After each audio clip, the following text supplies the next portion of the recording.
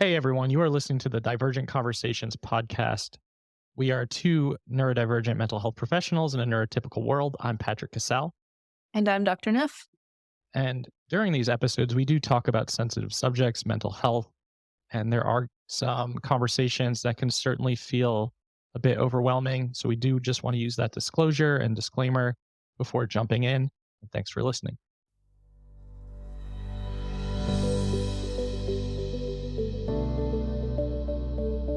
Okay. So Okay. we So, just finished recording our Giftedness series.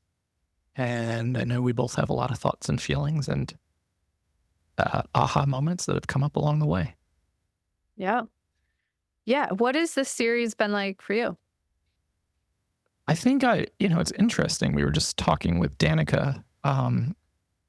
Is her last name Maddox? I want to make sure I Hmm. got it right. Yeah. Yeah, Danica Maddox. And I was just sitting there thinking about okay, I have definitely experienced weirdly, in my opinion, like more shame and stigma using the gifted label or association for myself than I have for the autistic ADHD um, labels or Like designation. stigma from yourself or stigma from other Yeah, people? stigma for myself for sure. And then what went through my mind so often throughout those episodes is like, damn, for most people listening, how in the hell do they really figure out how to differentiate between like the autistic experience and a lot of the gifted experience? Because a lot of the subjective stuff that we talked about and a lot of this stuff that we talked about would make such a good Venn diagram for you.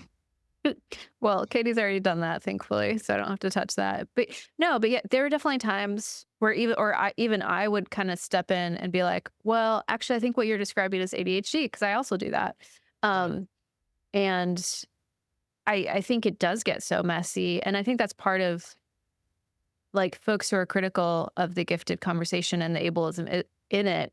Like that is the critique is that these other traits like autistic ADHD traits get overshadowed when someone's like, oh, that's gifted. Yep. And maybe that kind of gets to the conversation in the ND space in general of like, oh, that's an autism thing, or oh, that's like there's a lot of monopolizing of traits Yeah. that happens. Like, oh, that's a gifted trait. It's like, well, maybe we can lean in with curiosity. Okay, that's an experience that humans having. There might be a lot of factors for that.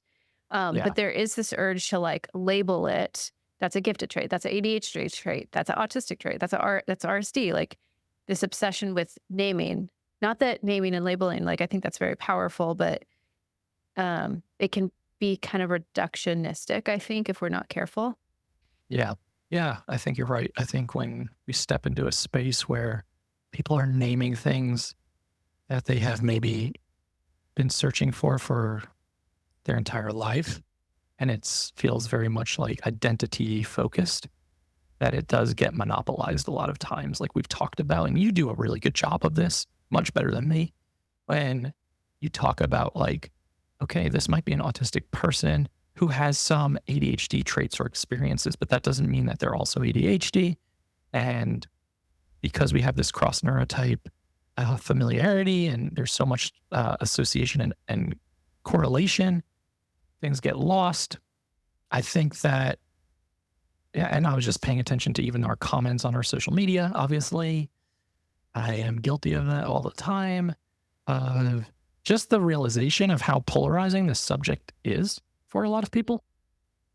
Yeah, I mean, I had known so I it's interesting for someone who has a large account, I actually don't open social media anymore, like very rarely. Like I think I looked at my phone, I think typically on a week I've been on social media like 5 minutes in a given week. And so I don't have a good pulse on the conversation, but I had seen like one thing around someone had said gifted isn't neurodivergence and there was a big conversation around it. So yeah, the so far when we're recording this, we've only released one episode and realizing just how tense of a conversation this is. I also did not know what we were getting into, which maybe it's really good that we that we kind of naively walked into this I think so. conversation.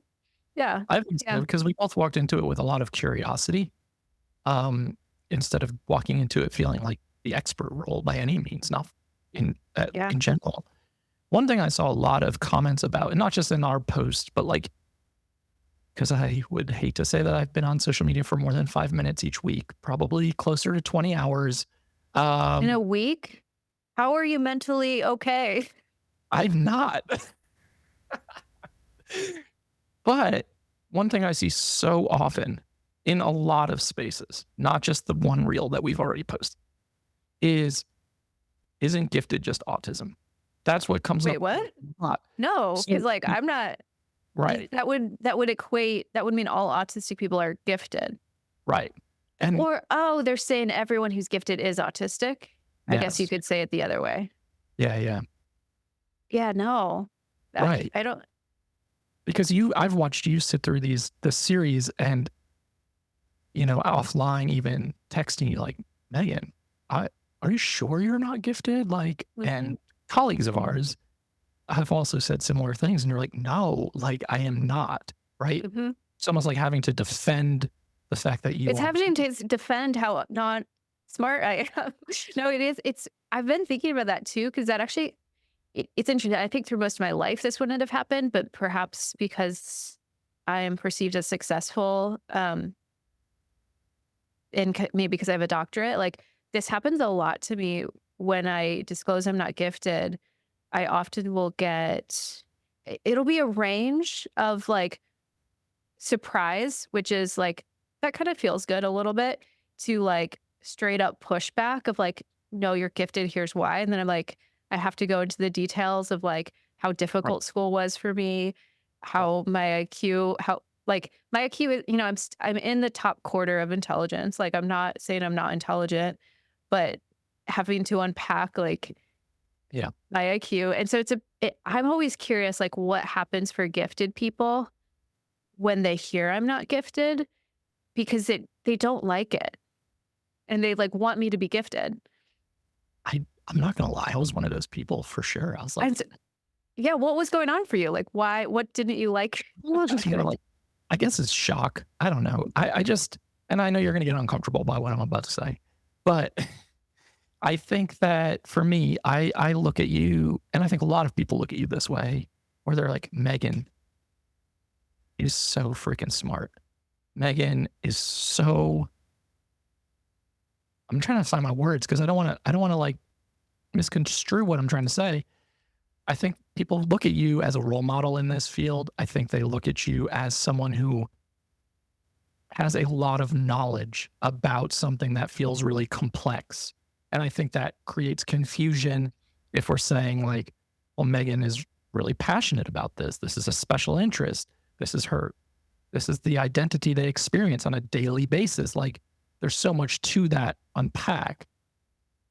And I think there is an association of like intelligence and giftedness in some ways, right? And like, I would say if we posted a poll, which would be fun in a way to say like, who's more intelligent, Patrick or Megan? Oh my gosh. Your results would be, it would be a landslide. Like it wouldn't even be close. You know what I mean? So I think that there is that piece that probably creates a little bit of like, huh?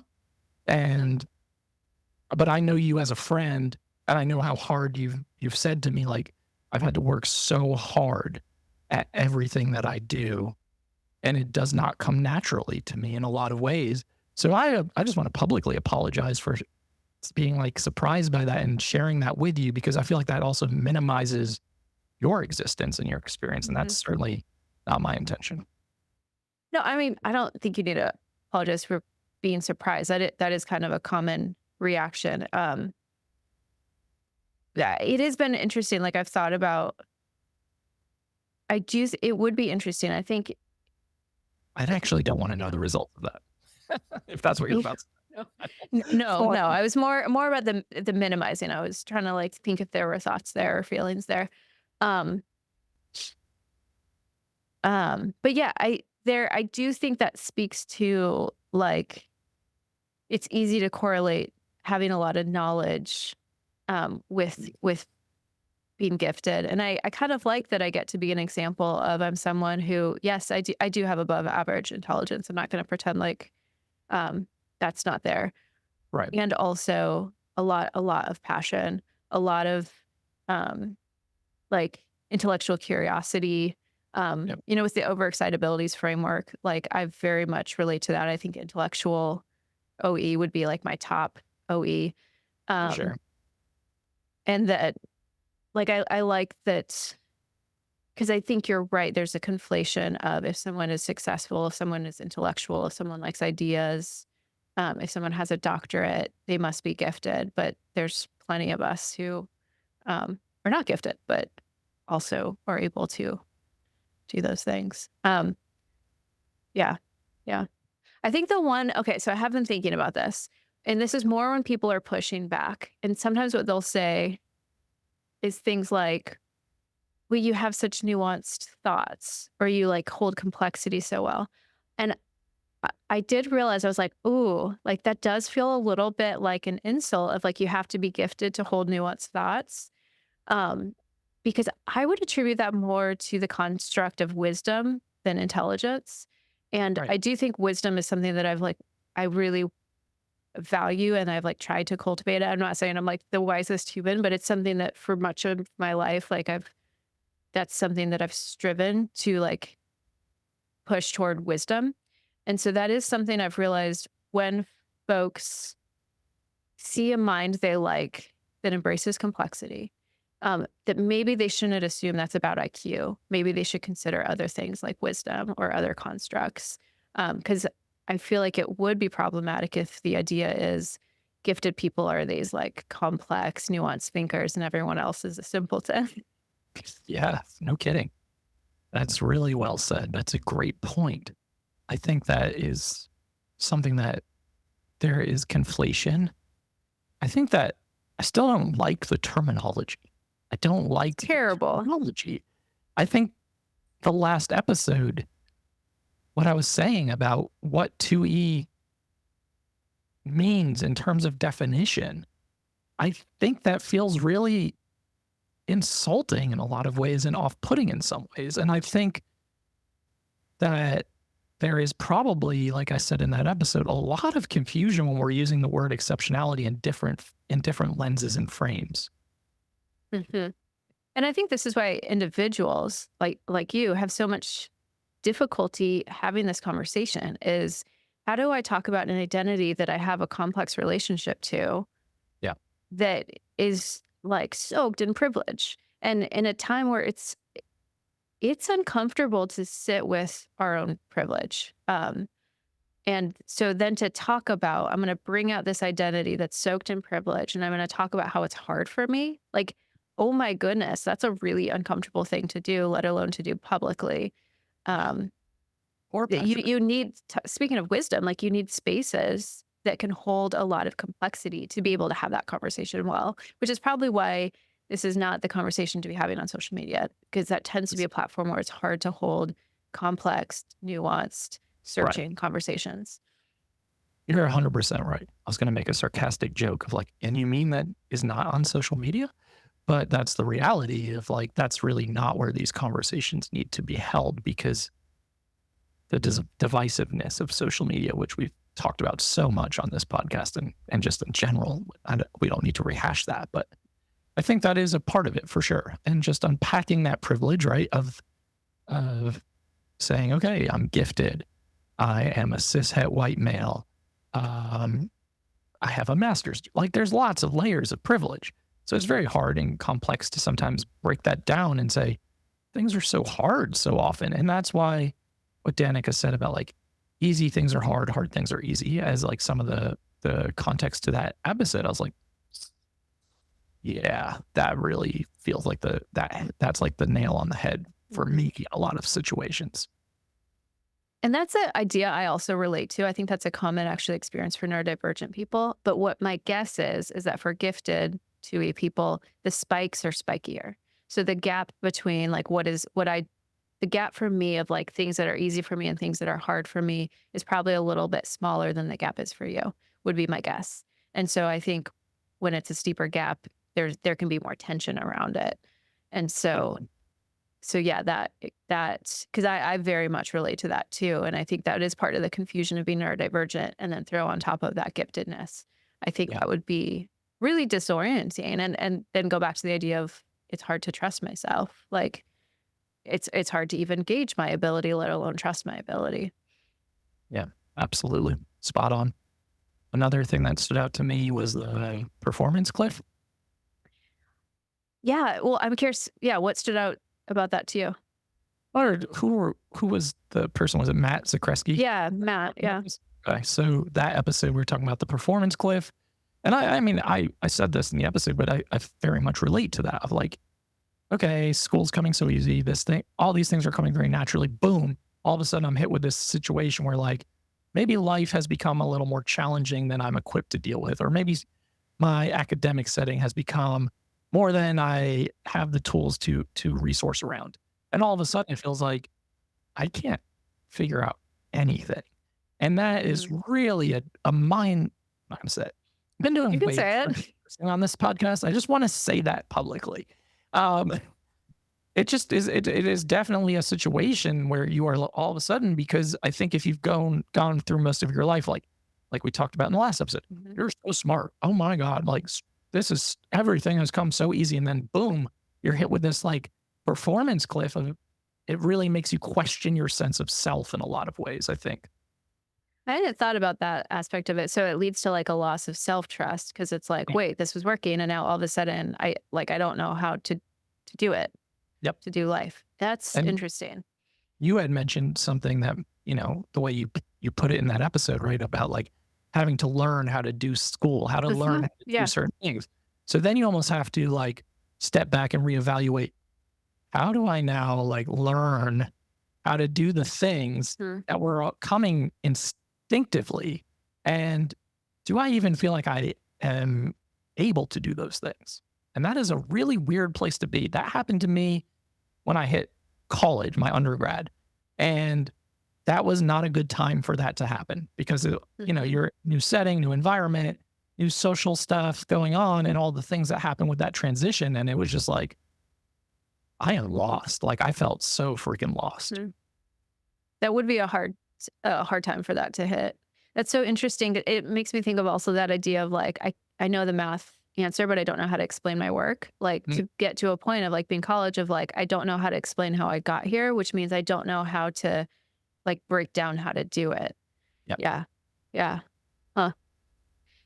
So when the performance cliff idea came up, and this is another reason why when people push back and like, I think you're gifted, I'm like, no, I'm not. Beyond my IQ test, it's like I just don't relate to some of like the experiences we've talked about that where I'm like, that feels like a gifted experience. I don't relate to that. The experiences that's been talked about on the series where it feels like a overlapping with neurodivergence or like overexcitabilities, I'm like, yes, I relate. Um, Right.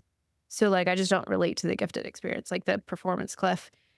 The image that came into my mind is like, oh, this is interesting. Like for me, I feel like I've been like climbing up the cliff, starting in like kindergarten, like learning to read was really hard for me. Like they pulled me out for kind of special support. And my sisters, I would guess they're like, I would guess my oldest sister probably is in the gifted category. Like they were always put in advanced classes, whereas I wasn't. Um, and so there's this experience of like, I'm climbing up the cliff. I'm deconstructing as I'm going. I'm figuring out how the heck do I get information into my brain to stick. And then all of a sudden I like look up and I'm surprised by how high I've gotten. And also people around me are surprised by how high I've gotten. And so there's a very different experience than someone who has a cliff and then all of a sudden the support's gone from under them. And so that's the imagery that's been in my mind of like climbing up the cliff, being surprised at how high you get versus the floor just falling from under you. And all of a sudden you didn't even know how high you were. And all of a sudden the like floor's gone. Um, No, just very different experiences. that's a really good visual. I'm just picturing you climbing or walking up these like step, step, step, step, step. That's a good visual though. And I think one thing we talked about, and this happens a lot for a lot of gifted 2E individuals, is if you were like myself in scholastic environments in school, especially as a child and a teenager and an adolescent, and things came easily to you, you can get overlooked by a lot of different systems, and that includes your parenting. Uh, your parents and your familial relationships. If it's always like, look how smart you are, look how smart you are, we can leave you alone.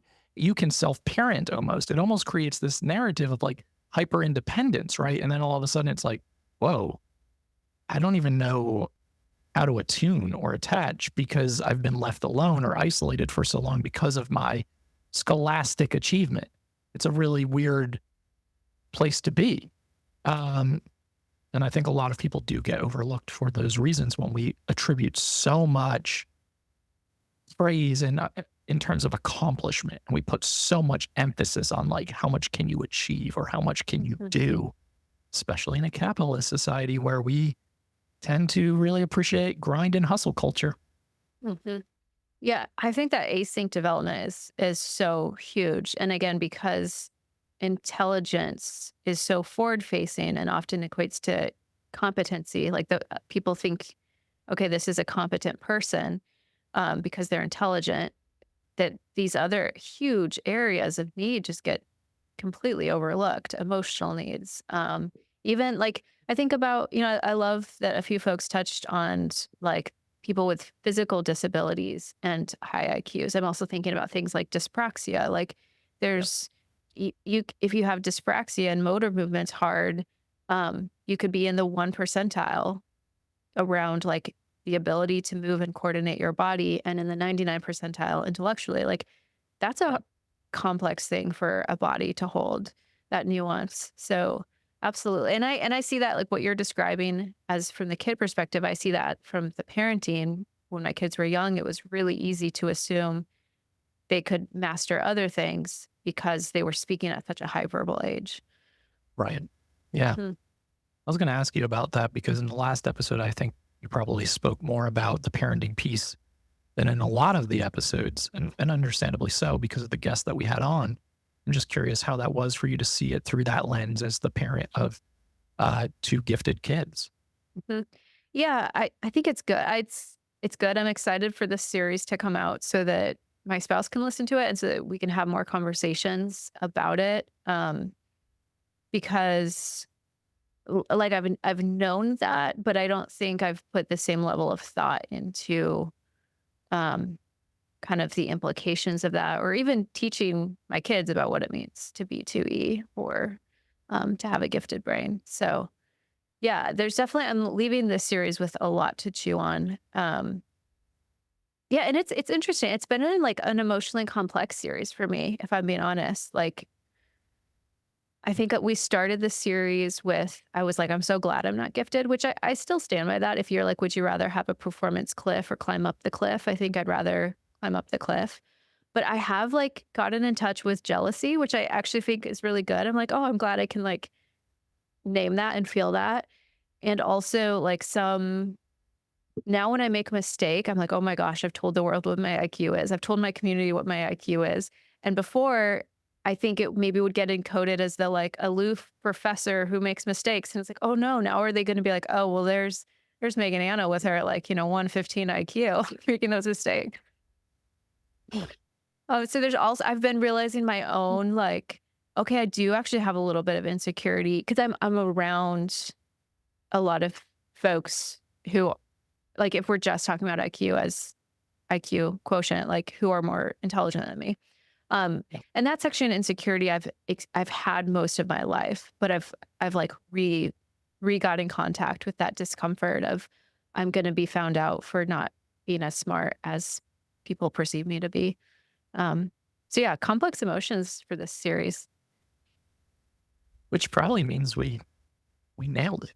I always feel like whenever we walk away from episodes or series and we're like, wow, that was complex, that was nuanced, that really made me get in touch with a lot of emotion or just thought processes that I think feels like a good job in a lot of ways. Like it was necessary for us to do. Yeah, because it wasn't on my radar to do a giftedness series. That's for sure. I don't think we thought about it until like maybe a month and a half ago. Yeah. Did it bring, oh, go ahead. Sorry. I was just going to ask, if it brought complex emotions for you? Yeah, for sure. I mean, and also like to give context for those of you listening who maybe didn't pay, haven't followed along, I think I've also just had complex emotions from an emotional standpoint because of the space that I'm in emotionally and mentally, because of the hurricane in Western North Carolina, because of being displaced in various locations and still trying to like figure out my own stuff that's happening, and then doing the podcast, thankfully to you, like saying like, do you need some distraction while you're doing this? Like, do you need some sense of normalcy? And I really did, but that meant like the first couple of episodes, I really sat there in like dissociated, complete trauma fugue state where I was just like, I don't even know where I am, honestly. So I was just doing a lot of listening and absorbing in those episodes. And it definitely made me reflect. I mean, I thought a lot about childhood experiences. I thought a lot about struggles that I do have. And I've also thought about things that still to this day at 38 come really easily or naturally to me. And just trying to hold the space of, I think it's duality there. It's like the both ands, like just constantly reevaluating that and thinking about that and trying to figure out how to be a little gentler on myself about certain things. I'm really hard on myself. So as I get emotional, this series has made me really think about that, about like how I talk to myself and how I treat myself and what I expect from myself. And I think when you go through like, I don't know, a once in a lifetime ecological event, it really makes you step back and think about like how you take care of yourself and how you nurture yourself and giving yourself some grace and self-compassion for like just existing. So it's been a complex journey these last 4 to 5 weeks. Yeah, like a complex conversation overlapped a very complex season of your life. Yeah. Yeah. Yeah. Yeah. Yeah. But I'm no regrets. Yeah. One thing that's interesting about you, Patrick, and I don't know why this is, maybe it's partly because we're never in someone else's brain, but for some reason, I wouldn't have guessed that you were as harsh with yourself as you are, just from like being your friend, having conversations with you. And then you've like given me some glimpses into your inner world and like text threads we've shared. And I'm like, oh my gosh, like, damn, he's hard on himself. That sounds like my inner talk to myself. Like I had no idea Patrick was that as hard on himself. And it's interesting. The first time I realized how hard your inner monologue, your self-talk was, I remember being surprised by that of like, how can Patrick be that hard on himself? Like, what's he have to be negative? Was kind of my initial response. Yeah. I mean, I'm sure a lot of people feel that way on the outside looking in. You're not the first person to say that this week or the last couple of weeks of like, I didn't realize how hard you were on yourself, but it was also this like, I wouldn't have expected that from you because you present in such a way where like, I think this is a little bit different, like where you're really confident or things don't get to you. And I'm like, oh my God, like that could not be further from the truth. And I don't think that's what you're saying right now, but like that came up too recently. And I was like, oh my God, no, there is something like there is something there. The like, I wouldn't let things get to me. Like there is a vibe there that I think is maybe it's part of your mask. And I think that can actually be a common part of our masks is like, I'm so affected by something that my mask is like, that rolls right off. Yeah. When actually it doesn't. Yeah. Yeah. But are you, now I'm like chasing for the through line because I've diverged a lot. Was part of the connection that some of your negative self-talk is connected to being a 2E kid and the experience? Oh, yeah. Yeah, totally. I mean, I've talked about this a lot.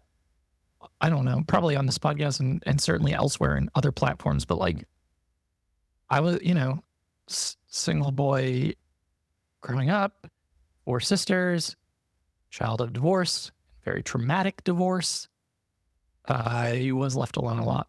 There was not a lot of attention on me. And it was only if I was exceeding expectations or excelling at things. And I learned at that age, like this is how you get attention. You have to excel. Like, you have to achieve. You have to accomplish, because it's the only way someone's going to pay attention to you.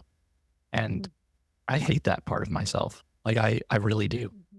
And I think that's been something I've tried to actively like dismantle and deconstruct for years now. And I think I've done a better job of that in present day form, but like, it's certainly led to a lot of internal struggles that I, had a very hard, difficult time with. And also just character, I don't want to say flaws, but maybe that wasn't happy with in terms of who I was or what I cared about. So having really hard to reparent yourself is an interesting experience, as we've talked so much about like IFS on this podcast, and doing a lot of the family systems work and some of that stuff. It's heavy, but it's worth it.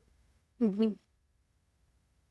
It sounds lonely is the association that I have. And I think that's why, weird turnabout way. I think that's why we started this podcast, Patrick. I think this is a area where you and I connect around workaholism, and it feels safer to be in our body when our body is in motion than when our body is still. And I want to be perceived for my accomplishments, but I'm also terrified of being perceived as a human. And then we're like, okay, let's start a podcast. Like, I don't think we consciously understood any of that was happening, but I do think that's why, like, we probably started a podcast together, so that we could channel our workaholism toward a co-created project.